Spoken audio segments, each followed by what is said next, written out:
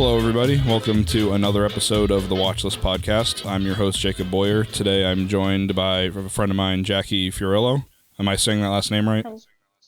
Yeah, you are. Okay, cool. I wasn't sure. So you got it. Okay, so yeah, Jackie is you're a film student, correct? Mm-hmm. My senior year.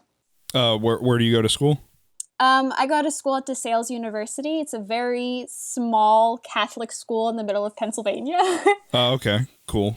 Yeah, I definitely understand the whole small school aspect. Our program was cinema, television, media production at Kutztown, so I definitely understand that.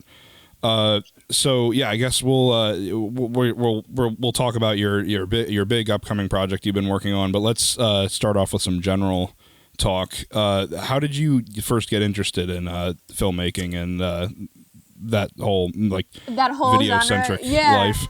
Well, I grew up in the arts. My mom is a theater professor, so I always grew up with theater. And then when I was 14, I went to a performing arts high school for theater.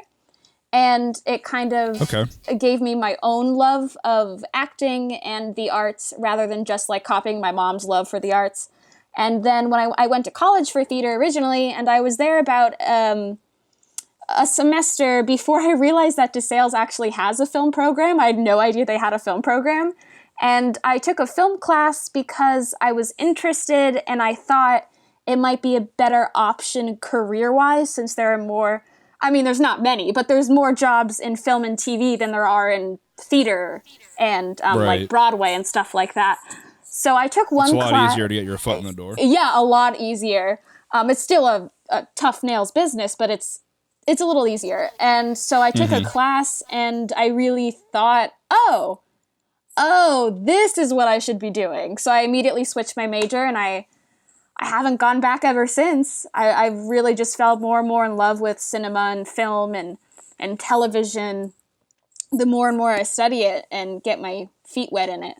That's really cool. So my next point was kind of, I've touched on this with my past few guests that have sort of video and film focused careers or interests, but I find that there's always like this one sort of moment where you make that jump from like, this is a passion of mine to like knowing this is exactly what I want to do. So was that moment for you when you made that switch from theater to film? Yeah, when I first started going to college for theater, it didn't feel right, and it felt like I was wasting my money because I wasn't 100%, yes, I want to be an actor, yes, I want to do theater. I felt very lost and confused, and I knew I wanted to do something in the arts. I didn't want to leave that genre, but I didn't know what it was, and then when I discovered really like the business side of filmmaking and how there's so many different areas that, you can be a grip on set to a producer on set to just working as a casting agent or there's so many different areas. I knew that, it kind of was then, I think after I was taking that one film class that I realized, this is what I need to be doing. This is the industry I need to get myself involved with. Gotcha.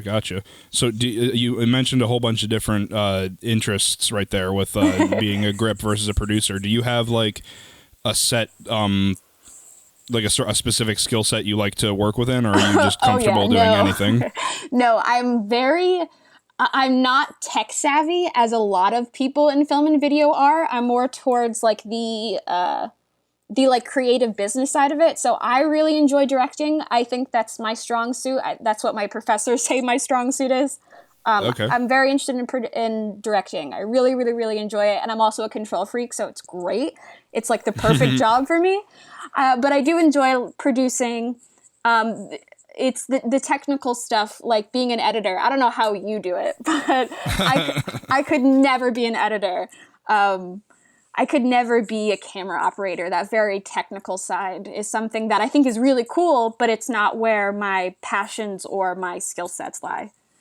Well, yeah, it's definitely. Well, I think one of the big things in recognizing when you get into something like filmmaking or video production, it's kind of like a different angle than what I've talked about before. My problem was when I went to college, I kind of wanted to be like a jack of all trades because I knew that I could rely on myself, and I kind of had this mentality of like, oh man, everyone was like trying to be the best at what they do, and I need to be better than them. But then you kind of realize, oh well, not some people just want to be a really good sound engineer, or some people want to be a really good camera operator. So that kind of opened my mind a little bit to the collaborative process. So that is kind of cool that that you dead set, like you knew what you wanted to do immediately, but you are like actively like dabbling in other aspects of it. Yeah, well, I mean, you kind of have to. The thing about film is that you don't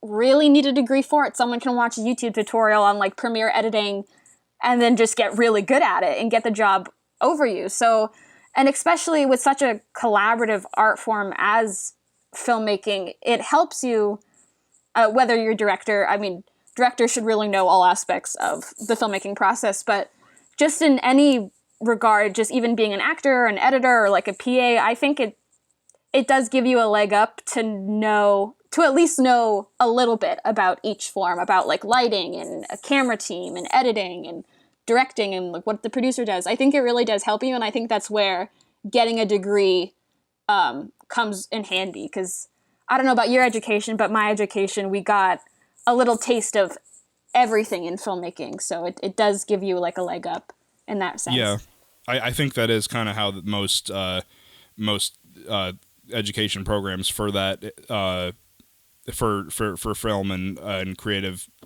aspects like film, where it is such a collaborative process, that is kind of how they handle it. I think that is like they give you a little bit of everything, and then they provide you the steps where, like, let's say you take intro to audio and you're like, oh man, I really want to be a sound engineer or a mixer. Then you have the opportunity to then like go much more in depth while still also getting that little taste of all the other areas.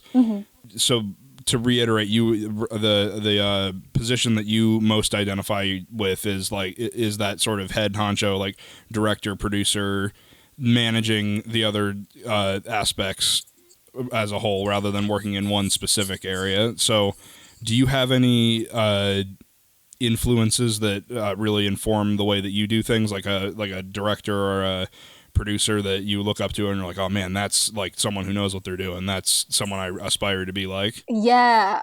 The first one, my main influence, who just won his first Oscar, is Taika Waititi. I love him. I love his sense of humor, his style. I really do like comedy films, despite a lot of my favorite films being dramas. I'm really influenced by his just very fun approach to things. I do also like directors that have dabbled in theater as well as film. So the movie, which we'll talk about later, 3 Billboards, Martin McDonagh, I love him. He's my favorite playwright. I don't know if you've ever read any of his plays, but his plays are amazing. His plays take my breath away, and I see that his films also do the same thing. And Julie Taymor, who directed The Lion King on Broadway, she's such an innovative and interesting director, and I love what she does both in theater and film. She always takes risks, and those risks don't always work out. If you ever heard of Spider-Man on Broadway, she directed that, and that was a train wreck. But she also directed Lion King, and she had the innovative idea to have these puppets. So I really appreciate directors who both do theater and film, because that's my home. That's what I grew up in, was theater. So to see people that can switch back and forth between that almost flawlessly is really something I look up to. Right. And I think a big thing to realize is that a lot of this walk of life is just trying things out that you know probably aren't going to work, but it does inform your decisions and your creative process later on. Oh, of course. I think people are way too often afraid to try something because they're too worried that it's going to fail. Because I guess it's like out of that fear of embarrassment of like failing publicly. But I think that it's so important to be able to recognize that not everything is going to be perfect, and you're going to learn from your mistakes. You have to keep making mistakes. It's better to make mistakes than to just not try at all, you know? Right. Yeah. and that's the only way you improve is learning what doesn't work, because no one's ever perfect starting out. I reiterated that point a bunch of times on this podcast alone, so I won't get into that whole spiel again. But so just a weird tangent. Which one did you? So you said you're a big Taika Waititi fan. Yes. I have to say I'm not 100% with everything, like familiar with everything he's done, but I will say I really enjoyed Thor Ragnarok. Jojo Rabbit this year was amazing. Loved it. So good. And then What We Do in the Shadows is, I think, probably my favorite. Those are thing really, that he's done. those are really like the three things that I've seen of it. I mean, I've researched his other films. I just haven't been able to get a hold of them, but I've watched so many interviews and talks with him, and I just love his outlook and his just sort of not carefree, but he has fun with everything he does, and I think that's really important, especially in an industry that a lot of times seems very scary, and you hear about these like big producer heads that are like so scary and mean and angry, and it just seems like he has fun with everything he does, and that's something I want to do. Is I just want to have fun with all my projects. Yeah, it's really easy to get kind of lost in the stress of it, but it seems he definitely comes across as somebody who just enjoys every single second of it, regardless of the behind the scenes drama. Which one of those? So you said those are the three that you're kind of most familiar with. Do you have a favorite out of those three? I mean, I gotta go with Jojo Rabbit. That's the best thing he's done to date. It's heartwarming. It blends comedy and drama almost seamlessly. Yeah. There were certain aspects. I mean, there was one twist which I won't spoil, but I think you know what I'm talking about. Where you did not. Is it the shot with the shoes? Yeah. Oh my god. Yeah. I did not see that coming. It's just, he blends comedy and drama so well that I just didn't expect that point of drama. You know what I mean?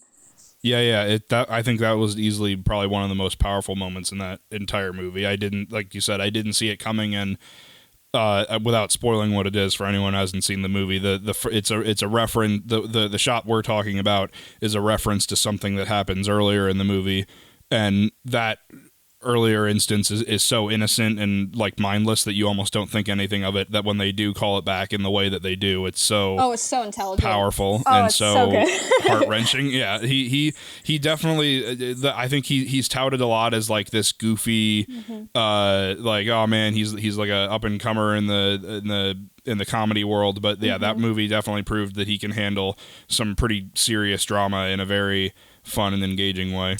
And he also works a lot with children. I can't think of the name of like the one film that takes place in where he's from. I can't think of the name of the film, but it has children as the stars. And this one has Roman, I can't think of his last name, as the star. And he does a great job of pulling just amazing performances out of these kids. Not that they're talented on their own, but that moment in particular that we're talking about, that child actor nailed it. Really did such an amazing job. And you need the help of a good director to lead you towards that emotional catharsis. So yeah, and I think directing children is something that is it's definitely a challenge, because it's such a new concept for them that or not like a new concept, but like it's difficult because they don't have the years of experience behind them to be able to pull off pretending reality as well as adults could. But he has a real talent for picking very talented kids and giving them really good direction, especially in Jojo Rabbit. Yeah, he really nailed it on that one. So I guess getting off that tangent a little bit, let's talk about this project you're working on, the Really Rude Stinkbug. Tell me a little bit about that. Yeah. So it's weird. It's an absurdist romantic comedy, which I'm not sure is a genre of film that is very popular. But I can't say I can't think of another one off the top of my head. Yeah, it's funny. My professor asked me to look for shorts that represent the tone of my film, and it was so hard trying to find one. But the film started out when I was in high school, and I went to a performing arts high school for theater. We had a playwriting class, and my best friend in the class wrote the weirdest, funniest, it was 50 pages of complete and utter jokes. It was so funny. And the premise was this lesbian couple who was very off the walls, very bouncing around, blunt, like crazy, these two crazy women. One of them saves the life of a stink bug, and he becomes 6 foot tall. He's human sized, and he is an asshole. And he just ruins their lives and makes their relationship harder.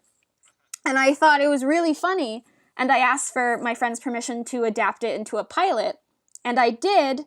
And then our senior seminar class was coming around, and we have to pitch our ideas to our professors and to our senior class. And I really wanted to direct something, but I had no ideas. And so I took the pilot I wrote, and I shortened it so much and cut out a lot.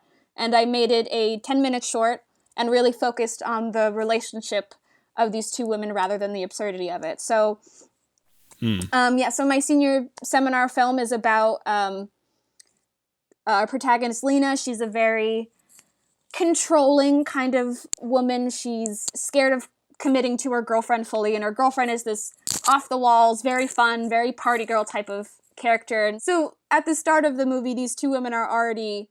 There's a tear in their relationship, and then this 6 foot stink bug, who is a human in a very poorly made cheap costume, sort of like Wilfred, comes along, and he, instead of being the final straw in their relationship that would end it, this weird creature coming in, it sort of brings them closer together. And yeah, I'm really excited. We start filming in early April. We just casted, and we just got fully funded.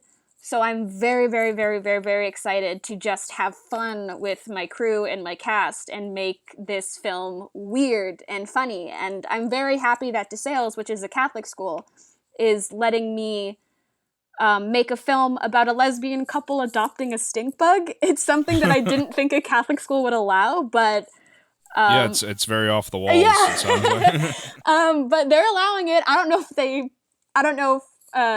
they really know if they'd read the whole script, but they're letting me make it, and I'm so excited to make it. I'm so excited to direct, and it's very stressful, but it's fun.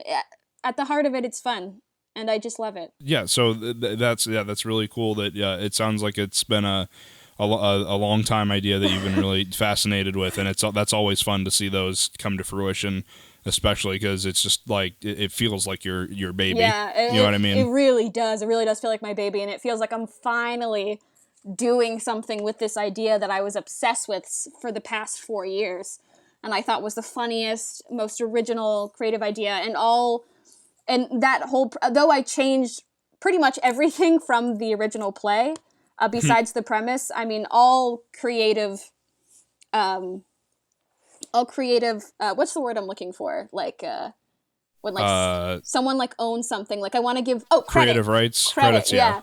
All creative credit for that premise goes to Alexander Hilly, who wrote the original play. So I'm very indebted. He's going to try to show up on set when we actually start filming. So I'm very thankful for him for being so funny and weird and helping me make this funny, weird thing come true. Right, yeah, and that just goes right back to the collaborative process. It just sometimes you just need that little external force to give you that brilliant idea that becomes your passion project. Yeah. And sorry, go ahead. No, I was just going to say this is my passion project. That was it. Okay. So you mentioned earlier, you said that you recently got funded. That was a really impressive thing because from the beginning I saw you created, was it an Indiegogo or a Kickstarter? It was an Indiegogo, yeah. Yeah, so you created an Indiegogo campaign to get the funding to produce the film, basically. And I was like, oh man, yeah, that's really cool because I have tried that myself with not as wild success that you've had it, but it is kind of a scary thing to be like, hey, I don't have anything concrete yet, but here's my idea. Please give me money to make this a reality, and I don't know how far it's going to go, and I don't know if it's going to pay off, but put your faith in me, please. Like, just talk about like what that whole experience was like, creating that Kickstarter and then seeing all that support come in once you put it out to the public. Yeah, it was really mind-blowing. For the Kickstarters and the Indiegogo, our school doesn't require we do that. A lot of film schools, like bigger film schools, will pay for the senior thesis films. Our school is small and private. It's not going to do that. So we have to get our funding ourselves. And the last few years is when the students have started making their own Indiegogos or their own Kickstarters with pretty good success, because I think it's mostly families donating. And I think because it's part of a school or it's part of a project, like a class project kind of. So I think they know there has to be something like they're going to make it no matter what, because they have to for the project. So right. I think families are a little bit more willing to donate with that. But I was really worried for a long time that we weren't going to get the funding. And I had been pestering people. And I'm never the type of person to ask for money. I hate asking for money. Mm-hmm. And it feels like really embarrassing to be like, hey, right, yeah. I'm making this film. Would you mind donating? Mm-hmm. I think Kevin Smith had said at some point, he was like, filmmaking is the most inconvenient hobby to have, because anyone else can just, like an artist can, like a songwriter can just play a few chords on the guitar, or like an artist can sketch something, but a director has to say, give me $20 million and Ben Affleck. Yeah, you really need money to make a lot of success. I mean, you don't, but it certainly helps. Mm-hmm. And so I was very worried for a while. But then looking at the people who did donate, because you can see who did donate, you can see whose email.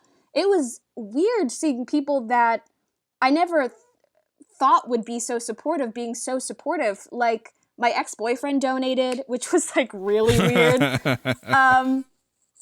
Yeah, and like the parents of like friends from high school donated, and yeah, and it's weird that you think there are people that are like so close to you, like my brother or some close friends, that you think, oh, they might chip in, they might help out, but they don't, because times are hard, obviously. And I put it up during Christmas time, so I totally get why it was hard for people to donate. But then you see some random people that are just supporting you from afar and giving you money, and it's like, wow. Like there were a few alumni who gave me money because they've been through it, but it's very. It made my heart very warm and very big when I saw that there were people that I don't really talk to that were giving $30, $20 because they believed in the project. And that's something that really just made me a very happy camper. And it still does, that there are people who will support you in your passion projects and your dreams, even if they're not super close to you. You know, there are people out there that will support you.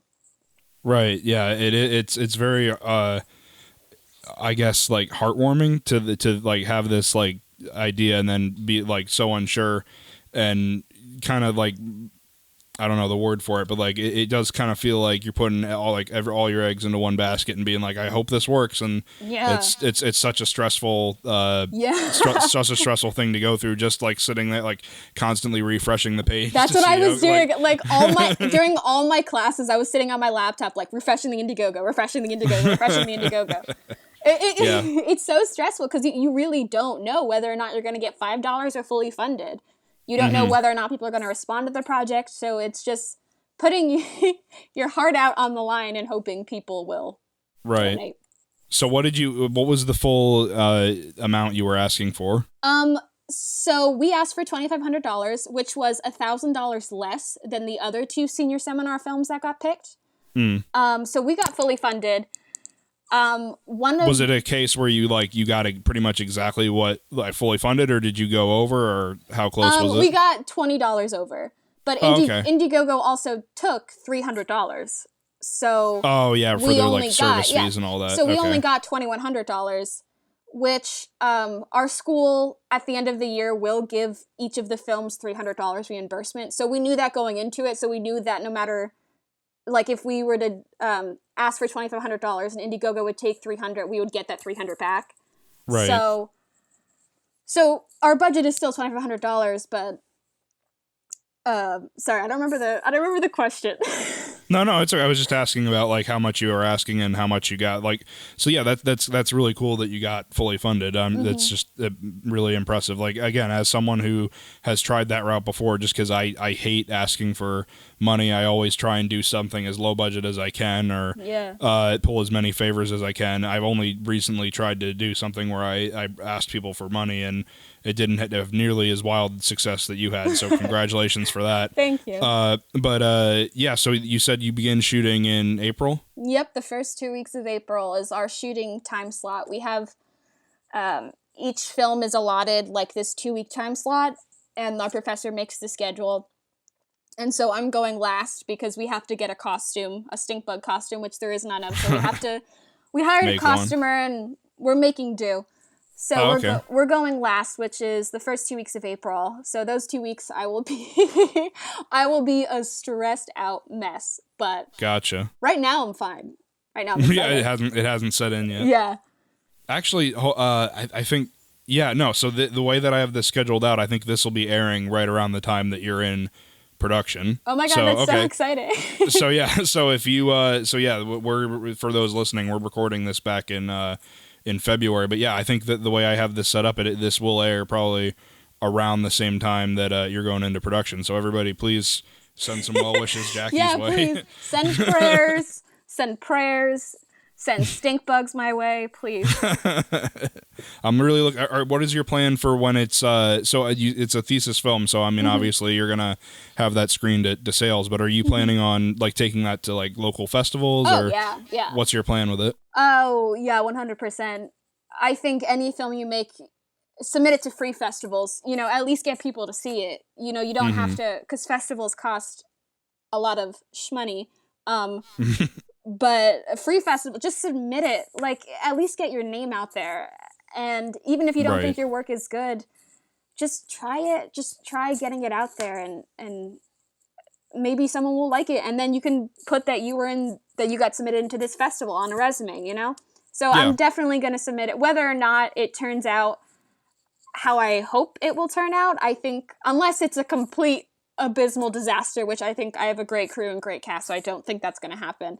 But even if it doesn't turn out how I really want it to turn out, I think I'm still going to submit it because you never know who's going to like what. And I'd rather get my name out there and than not, Yeah, it's definitely, and that's just a whole other really fun, rewarding part of that process is like seeing something that you've worked so hard on up in front of a screen, in front of a whole bunch of people. There's nothing like it. Mm-hmm.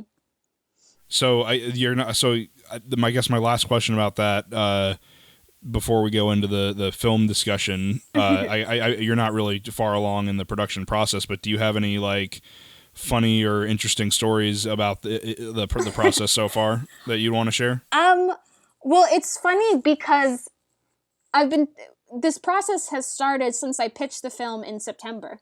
So it's a whole year-long process, and it's funny that other people in the department, they've heard about it, they heard it got chosen, and they've agreed to work on it, and then I'll talk to them about it, and they're like, oh, wait, it's really about a stink bug? You really have... And I'm like, yeah, no, like, it is. And it's funny because our campus has a shit ton of... Can I curse? Can I say shit? Yeah. Okay. You say whatever you want. I don't know, like, this is a PG. No, definitely not PG. You can say whatever you want. Our campus is a nature campus, so we have a shit ton of bugs. And my first AD just texted me yesterday, and she said a stink bug just fell from the sky in our arts building. And I was like, that's it. That's a sign. It's great. And it's funny, anytime anyone mentions an insect, I feel like they like look at me or like get brought up. Like I'm not obsessed with insects. I just think the idea is funny. Yeah. It definitely sounds like, and that's also, you have like a little bit of free marketing too. Like, I mean, because stink bugs are everywhere, so you could just like as a publicity stunt, you could just capture a whole bunch, release them into the wild, and be like, come check out this film. Yeah, it's funny because I really want a live stink bug in the film, which I don't know how well it's going to happen. If we can't get it, I have a plan for it. But I've had another friend text me saying there's a stink bug in her apartment. Do I want it? And I was like, and I thought about it, and I'm like, kind of, yeah. Like, I think my friends might give me the stink bugs in their house. I don't know how I'm going to I don't know what a stink bug eats. Like, I don't know how I'm going to take care of a stink bug for the next 2 months. And I don't think my housemate will like it very much if I have a conglomeration of stink bugs living in our apartment. But I think for the next few months I might just collect like live stink bugs. I don't know. Oh, okay. So it's certainly it's an interesting film, and there's going to be a lot of funny. I'm sure there's going to be a lot of funny shit happening on set. Well, yeah, we'll definitely check in and give you guys updates how this goes. But so yeah, the Really Rude Stinkbug. If you're local to our area, I guess look for it in whenever it makes its festival debut. Yeah. And then are you just gonna like put it online or like Vimeo, YouTube, or something like that after that whole? Yeah, I think I'm gonna try a festival run for about a year and a half. I think it's Okay. what, like a festival run is like what, like a year to 3 years, a year to 2 years, something like that. Yeah. Yeah. So I think after about a year and a half of festival run, I'll put it up on Vimeo. Okay. And just let everyone see the weirdness. All right, so I guess everyone check back in a year and a half when the Really Rude Stinkbug makes its public online debut. All right, so speaking of marketing, and this is a really weird roundabout way to get to our next point, but our film discussion segment of the podcast. Speaking of weird and in-your-face marketing, 3 Billboards Outside Ebbing, Missouri was the movie Jackie recommended me to watch. Actually, I'll give the quick rundown how this works. For those who aren't familiar with the podcast, I had a series a while ago where I would recommend movies and show clips of them on my YouTube channel. That gets flagged by copyright all the time, and I hated the sound of my own voice reading a script, so I stopped the series, but I still wanted to do film discussion and film recommendations, so that's why we have this podcast. So every episode, I recommend the guest a movie, and the guest recommends me a movie. We discuss them. So the movie Jackie recommended me was Martin McDonagh, the director we talked about earlier, 3 Billboards Outside Ebbing, Missouri. So I guess, yeah, just let's give a quick rundown. So 3 Billboards is a drama about... Well, actually, here, let's have you sum it up, since it was your recommendation. Yeah, I can't even describe it. It's a drama that this mother unfortunately lost her daughter. Her daughter was raped and murdered, and she is unhappy with the police in her local town for not arresting anyone for the murder of her daughter. And she kind of takes matters into her own hands, and it's her journey into try and get justice for her daughter, but she doesn't do it in the very like calm, motherly, nurturing way. She's very upfront and won't take no for an answer, and it makes for just... I mean, Frances McDormand deserved the Oscar 100%. So it's a film about trying to get justice, I think, is what it's really about. But you might be able to describe it better than I can because you just watched it. Right. Yeah. No. It's. I would say that that's true. Yeah. It's so the title comes from the fact that like right from the beginning of the movie, she's driving down the road and there's these 3 back-to-back billboards that are off of her road that haven't been used in ages. So she puts up these big like text boxes, basically calling out the local police, specifically the captain of the police or whatever his rank is. Yeah, he's the Chief Willoughby. Chief Willoughby, yeah, calling him out on the lack of results in the case, and the community kind of not really falls apart, but everyone kind of turns against her, and it's like a weird kind of... She says it a couple times in the movie where people are like, "Oh man, why don't you take those on those billboards?" And she's like, "The amount of time that it took you to complain about this, we could have gotten a result in my daughter's case." Like it's a very like interesting, and there's definitely moments where you doubt. Like we won't get into spoilers just yet, but there are I think a lot of good moments where you kind of doubt like, well, was this really the best thing to do? Like when her son is like, "It's not enough. I think about it all the time," and now I have to see it every time I come home, and all my friends talk about it. There's people in town who are harassing her all the time because they really like the chief of police. It's a very simple emotional ride, but I think it's a very effective one in a lot of places. Yeah, this was the I recommended this to you because this was the first film. I became a film major in 2016, and this film came out in 2017. And this was the first film I ever saw in theaters where my mouth was agape from beginning to end.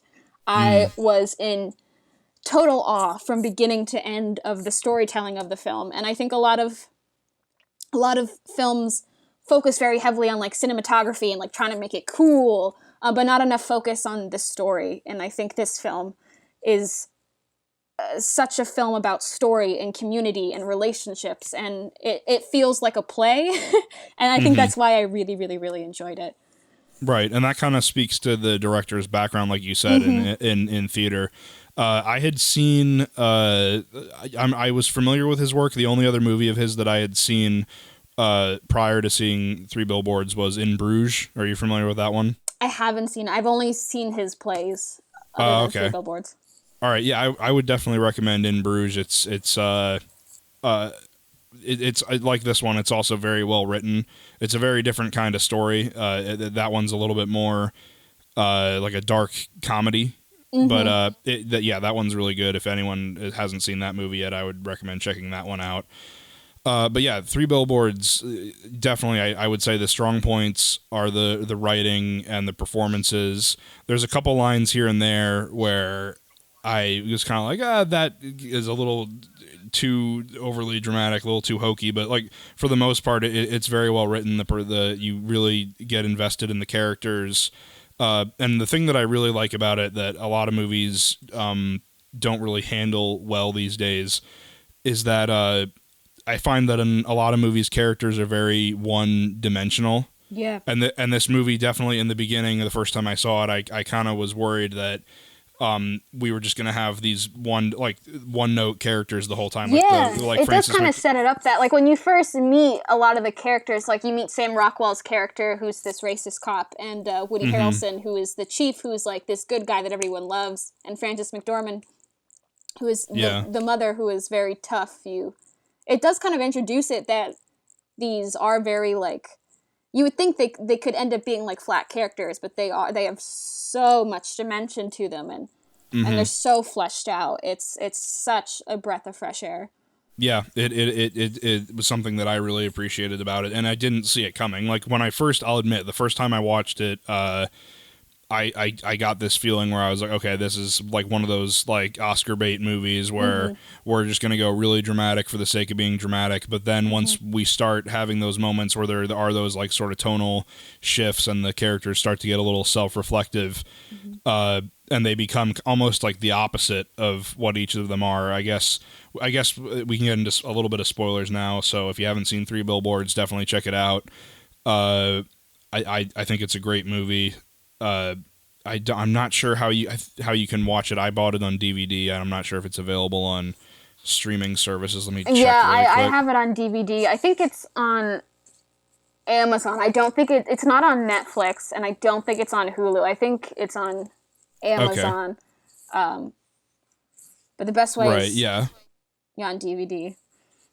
Yeah, I got it looks like it's on Amazon. You can rent it online. I don't think it's available to stream just yet.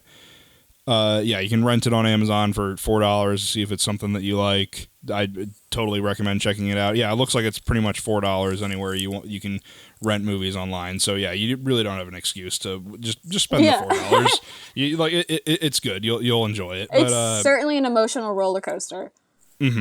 So I guess getting a little bit into spoilers at this point, with those like tonal shifts, like you said, Frances McDormand is a very like no bullshit mom who is just like tough as nails, and she kind of not like turns soft, but like she like after we have that scene where she lights the police station on fire, she kind of starts to get like kind of like questions like right, like she questions her actions, and she like is like what is all this at the expense of, and she kind of like gets a little bit more sensitive, and with Sam Rockwell, like you said, racist cop kind of is very hot-headed, acts on impulse, and then he kind of around that same point in the movie when he throws someone out of a window, right, where he throws someone out of a window because he doesn't like what they said about Chief Willoughby, but he turns very like self-reflective, and he really takes charge of his life, and it's really interesting. Sorry, I didn't mean to cut you off, but it's really interesting what grief does to people. Like the reason Frances McDormand, I mean, her character, it seems like she's always been this hard, no bullshit mom, but she really is so after the death of her daughter. And then you see after the death of Chief Willoughby, which comes so out of nowhere. My I was gonna say my mind was blown, but that is a bad. Oh no! That was a bad. I shouldn't have said that. But after the death of Chief Willoughby, like Sam Rockwell, his grief, it comes into this tornado where he like drunkenly throws this person out of a window and beats the living shit out of them, and then like he reads Chief Willoughby's letter and he becomes like a more softer. Like he really does want to help people, and it's just what grief does to people. It's so interesting. I'm sorry, I did not mean to cut you off. No, it's okay. You were just gonna say is the exact same thing I was gonna say. It's very the way it's written. It handles these character shifts. I guess you could say it is a little bit abrupt, but not really, because it's like you said, it's all tied in with this theme of grief and how we deal with grief and how it affects us.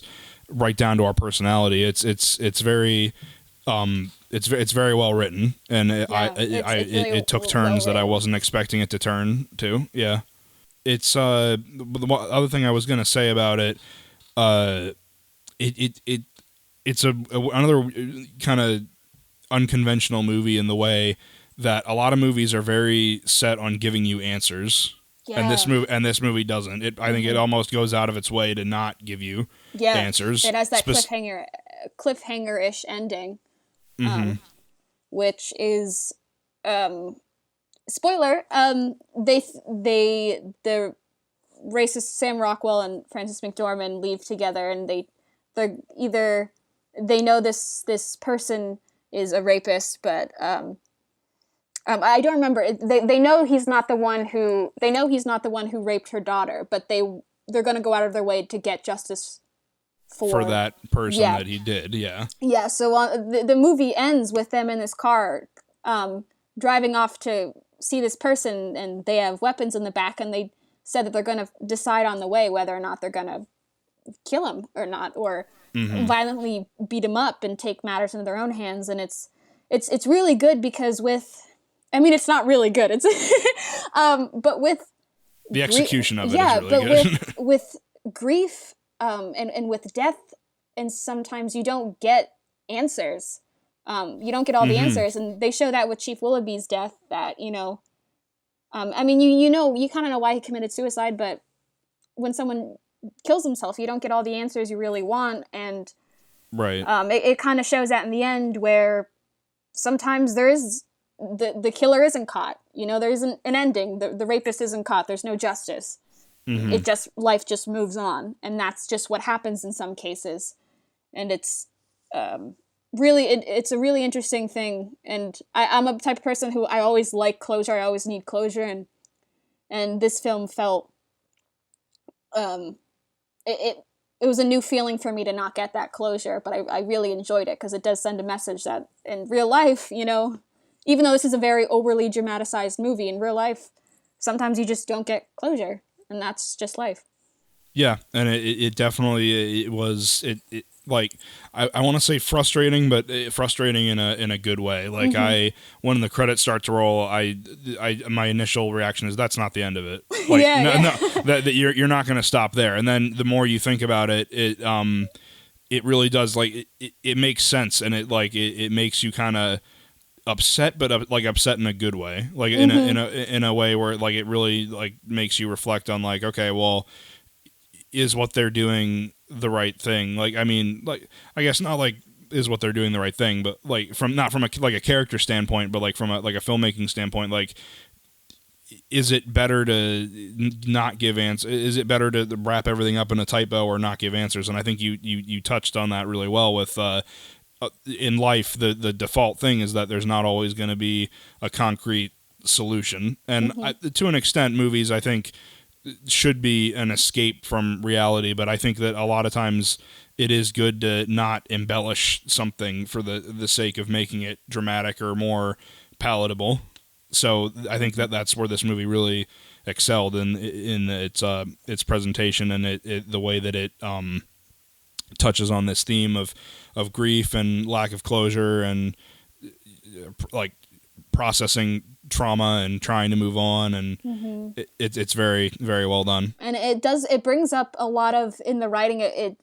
and through the characters, it also brings up a lot of different injustices. Like we see that Sam Rockwell is a racist cop, which is something that is such a big hot button issue now. And there's a scene, it's my favorite scene in the movie, where Frances McDormand totally destroys a Catholic priest over the child abuse molestations. And we said there's really not that much justice for people of color who are have had police brutality affected upon them, and there's not a lot of justice for these kids who these priests just moved to parish to parish to parish. So I really like how Martin McDonagh made a point that through this story he does bring up, like, put it in your face that there are injustices in today's society that these people just don't get the justice they deserve, and it's frustrating. Yeah, and it's a nice little summation of that whole idea, and it really, and the fact that the writing is so good, it does not like force you, but it makes it really easy to identify with any number of the characters in the movie. Like, we've all been the frustrated person who just wants answers and we're not getting them, and we've all been the person who's kind of like, we've all been like a Chief Willoughby, where it's like we're trying to do your best, but it's not good enough, you know? Yeah. Or we've always like in the case of Sam Rockwell, I mean, to a lesser extent than where he starts, but like we've all kind of been like misunderstood and frustrated that we can't like get our way necessarily. Like the characters are all very identifiable, and I like them a lot. It's a very, I keep on going back to that point. It's just a very satisfying movie. Yeah. You know what I mean? Yeah. I would totally recommend Three Billboards. Like I said, if you can find it online, it's like $4 at almost any place where you can rent a movie online. I'm sure there's DVDs of it everywhere. Definitely worth the watch. And then if you haven't seen Martin McDonagh's other movie, In Bruges, I'd recommend that one's a little harder to find. That came out back in like 2008, but that's another good one I would strongly recommend. Maybe we'll get to it, a recommendation at some point. But and I can't speak to his plays, but I mean, you said that they're all very good. Yeah, I'd recommend, and the plays are so short to read. If anyone has any free time, please read Martin McDonagh's The Pillowman. It is a very, very, very dark comedy drama. Very, very dark. Deals with a lot of child murders and molestation, but it's my favorite piece of theater. What is it called again? The Pillowman. The Pillowman. Okay. Yeah. All right. So yeah, we'll definitely check out Three Billboards. It was a fantastic movie. So then moving on to kind of going off that lack of grief, grief and lack of closure. The movie I recommended, Jackie, was a documentary that I love. It's in my top 10 movies of all time, I'd say.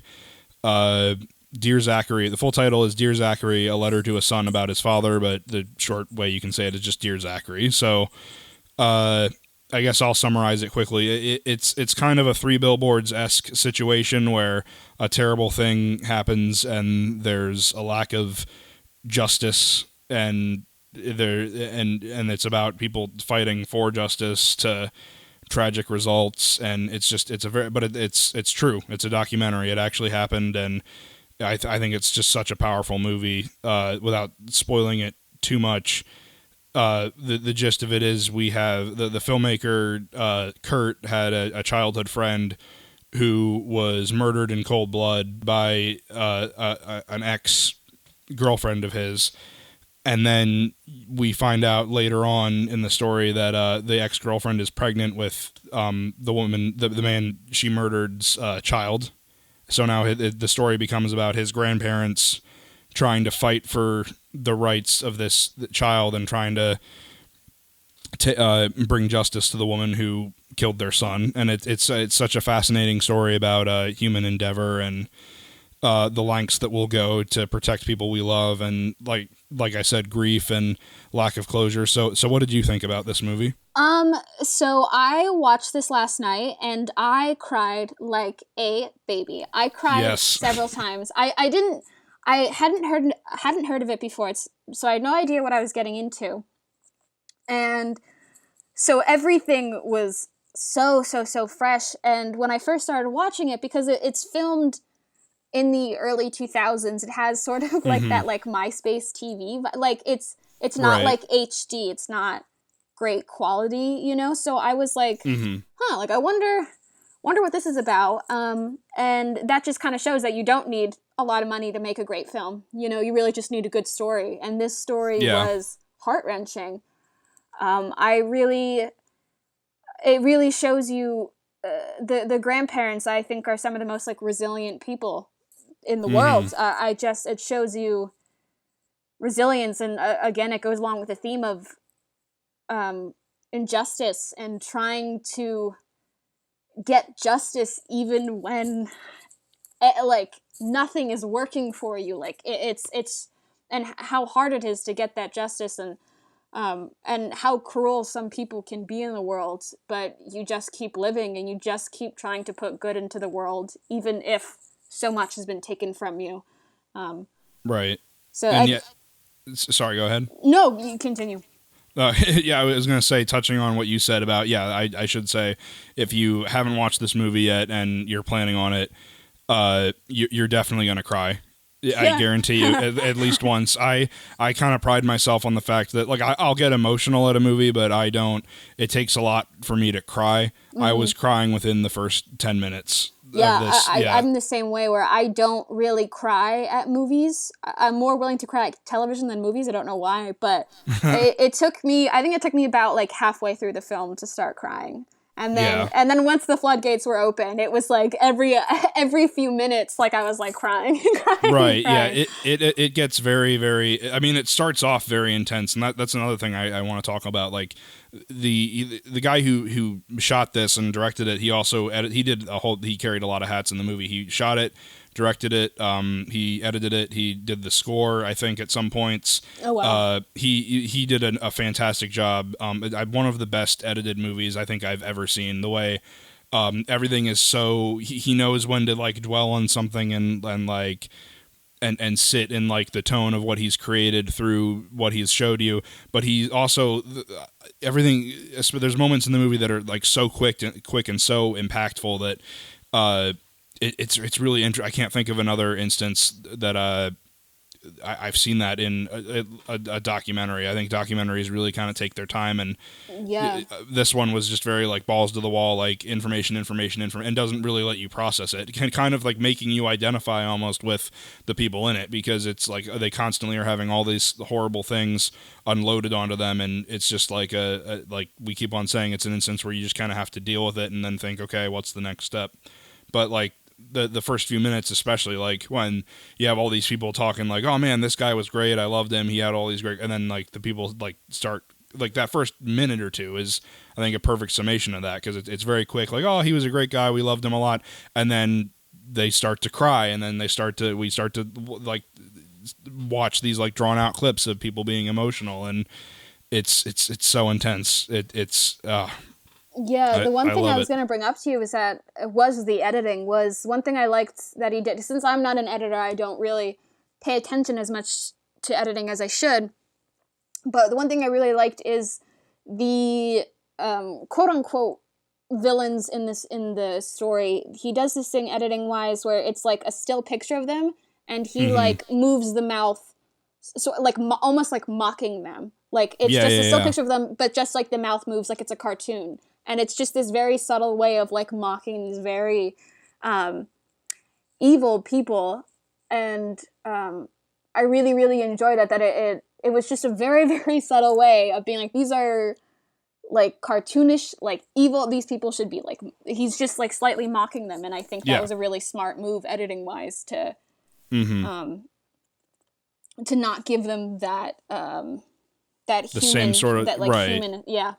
You know what I'm talking about. No, yeah, it's he doesn't let them kind of sit up on this like pedestal that they've kind of put themselves on, because a lot of the people in power in this movie are kind of the reprehensible ones, like the people who are kind of they're slow to take action, and they don't see the urgency of this terrible situation until it's too late. And it just like talk about like also that I said like you'll definitely cry. This movie's also going to really make you mad. Yeah. You know, like in so many different points, like you said, with those scenes where it's like the talking, like the little still pictured talking heads, it kind of mocks them, but it frustrates you. And then by the end of it, when the ultimate tragedy happens, it kind of is like the comedic aspect, or not like the comedic, but like a little bit lighthearted aspect fades away, and you're just left with like this overwhelming sense of just like frustration and anger, and it's so it's so masterfully done.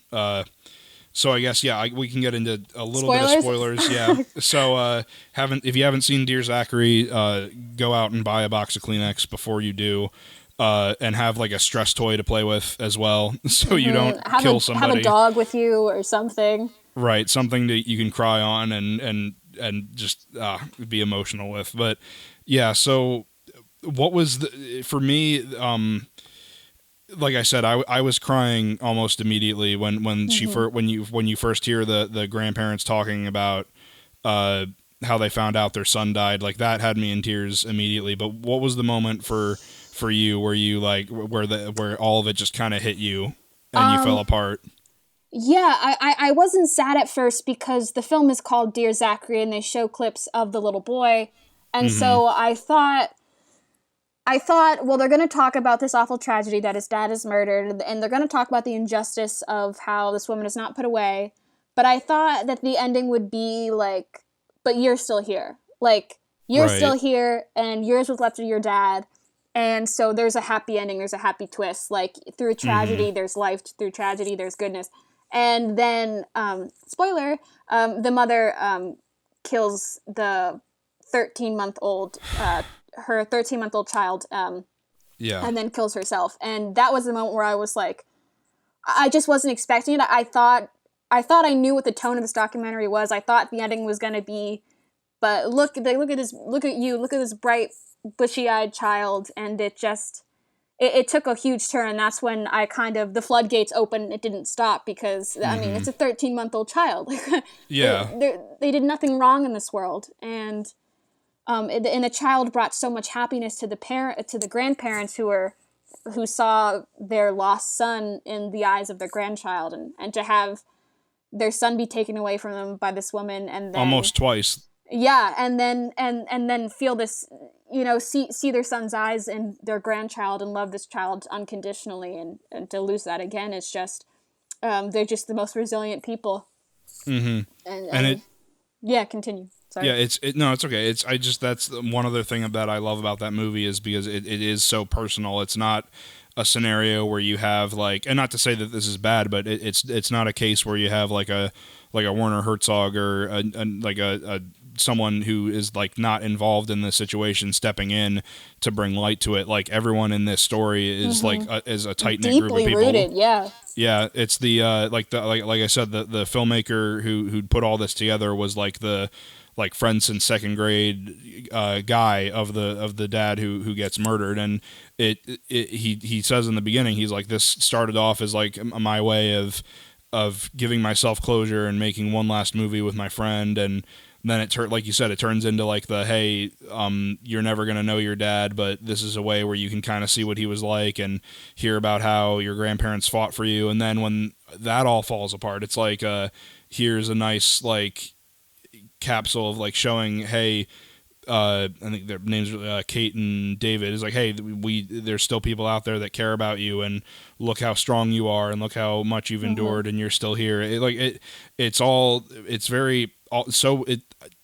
think it's arguably the most personal movie I think I've ever seen, and it does such a great job of bringing you into that that circle. It doesn't really feel like we're outsiders watching all this happen.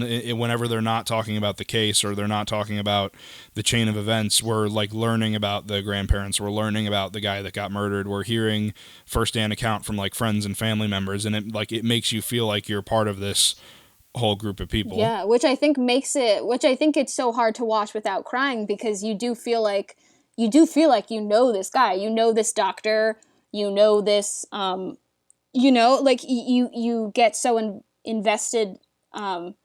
It makes you feel like you're one of the family, like you're one of the friends, and then when these tonal shift happens, where the concept of the movie sort of changes as the filmmaker lives through this, it's very heart-wrenching. You really, really feel it. You feel all the emotional catharsis, Mm-hmm. And like we said with Three Billboards, it doesn't really resolve it. Like, I mean, it does kind of resolve itself, but it doesn't give you it kind of inherent with the fact that the woman that they pretty much know killed their child is not going to be brought to justice. Mm-hmm. Is not going to there is no closure for them, and there's like, I mean, like, you can move on from the situation. I don't even know how you would be able to, but like you would in time eventually move on, but there's not really an ending. It's just kind of you don't get the justice. Yeah. Right, there's no justice, but in a very different way than Three Billboards. I think with Three Billboards, the door's kind of left open, where it's like, oh, well, we personally they could don't find have the justice, rapist, but we could have some sort of solution here. But there's and actually, now that I think about it, I should have sent you. There is a 15-minute follow-up to the story made a year or two after the movie came out. I'll send you the link. This particular follow-up is free on YouTube, but if you for anyone watching who wants to see Dear Zachary, I watched it on YouTube, and it worked fine. Yeah, so it's on YouTube, on Amazon. Actually, no, yeah, it's free on Amazon Prime too. Huh, I didn't realize that. You could rent it on iTunes and Google Play. Any way you can watch it, definitely check it out. But there's like a 15-minute follow-up on YouTube, which I should have sent you before we recorded, but I definitely recommend checking that out, where it does kind of give you somewhat closure to the story. It talks about the release of the movie and the attempts by Kate and David to change get the legislative change, and it's like a more condensed version of the movie, and a lot of the good things that I love about that movie are in that little short 10 or 20 minutes. And it just talks about like the struggle of them getting that legislative change and having some small victory in the situation, and it just as touching, just as powerful, just as moving as the whole documentary. But it's such a moving and powerful experience. It's such a personal film. Because the filmmaker, like he said, he didn't even know like the movie was about one thing and then it became about another thing, and that's something that I don't think I could ever do as a filmmaker, because I like schedules. I like knowing what's the beginning, what's the middle, what's the end, what's the storyline.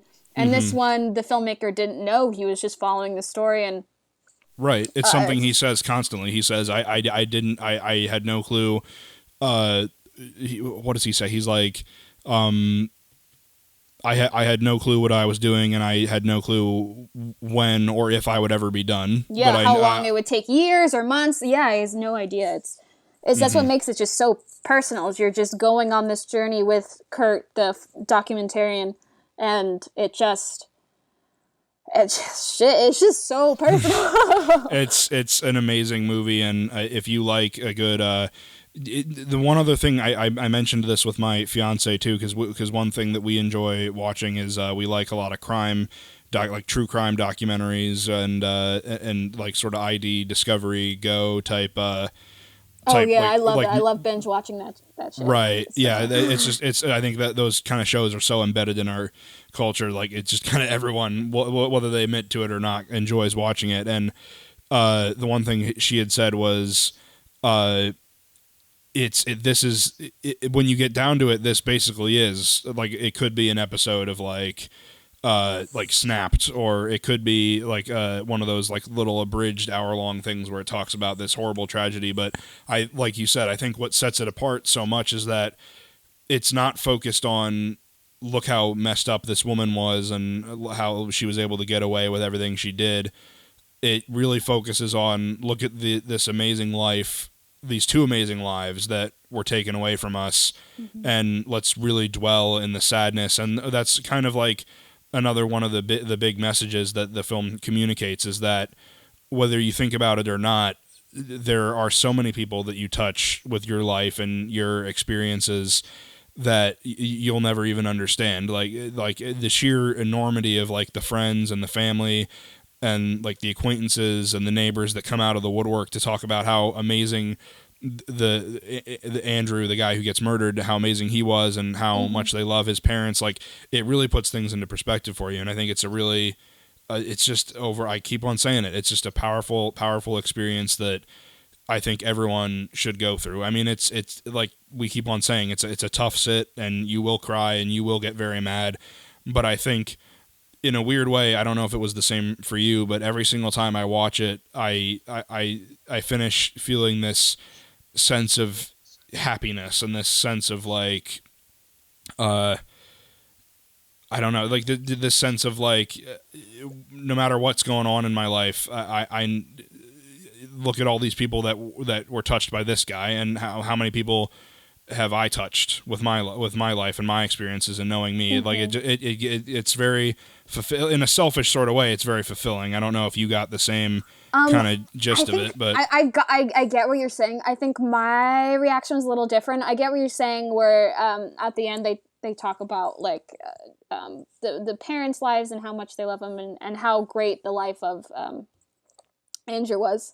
And I got that I felt this enormous sense of love for the family. I felt this enormous sense, and I the ending was I felt like change needed to be made, which I think is sort of I think what he wanted to show was like you can help change legislative. Like I after I watched it, I felt like I want to help, you know? Right. Yeah. So I think I felt a little different where I got a little angry that the legislative, the laws were the way that they are, and that this woman was left with really no consequences, and that, I mean, there was some consequences for the psychiatrist and for the woman in the Child Protective Services, but not enough. Like, not... Nowhere near enough. No. It would never be enough. There's never, unless the murder was behind bars, it's not enough justice. And even then, I mean, how do you live? Exactly. So one small consolation that you could have is taken away from you. Yeah, it made me, the ending made me feel a lot of love for the family and angry that the laws are this way, and it makes me want to change and enact that change so that it's easier to get justice for awful things that are happening like this.